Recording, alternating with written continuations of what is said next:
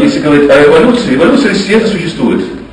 И действительно существуют некоторые законы, и, так сказать, то, что... но понимаете, как обычно нас привыкли понимать да и нет.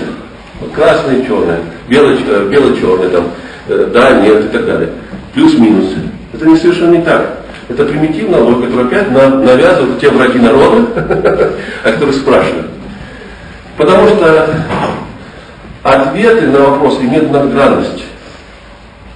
Потому что просто, чтобы понять многомерность логики, даже, смотрите, температура в этой комнате, да?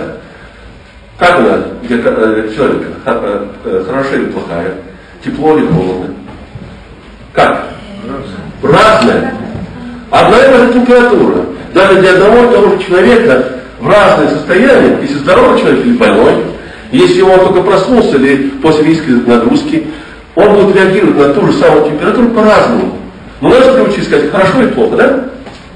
Понимаете, вот в чем. Эволюция существует, да. Эволюция же не существует. Между прочим, если бы не было вирусов, скажем так, эволюции никогда бы не было тоже. Потому что именно благодаря вирусам возникают мутации, о которых говорится. Хотя говорится, вот типа мутация, радиация, так далее, так далее, так далее.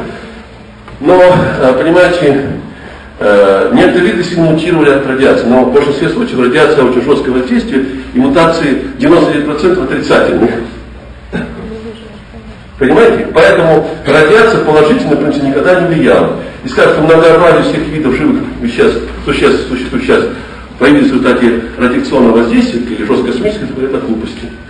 Потому что жесткое космическое излучение было приостановлено практически, когда возник озоновый слой Земли. Тоже озоновый слой Земли отражает, чем он больше, тем более полное отражение поглощения жесткого космического излучения. Поэтому, жизнь на Земле, в частности, появилась только после того, как озоновый слой на Земле стал довольно-таки плотный. А в воде рентгенское жесткое излучение космическое никакого значения, потому что поглощается сразу в воде. Поэтому и в том варианте, и в другом никакого отношения к эволюции жизни космическое излучение и радиация не имеет. Хотя, естественно, оно влияет, и попадает, кто-то влияет, вызывает мутации. И может какая-то быть положительная, но очень-очень мало.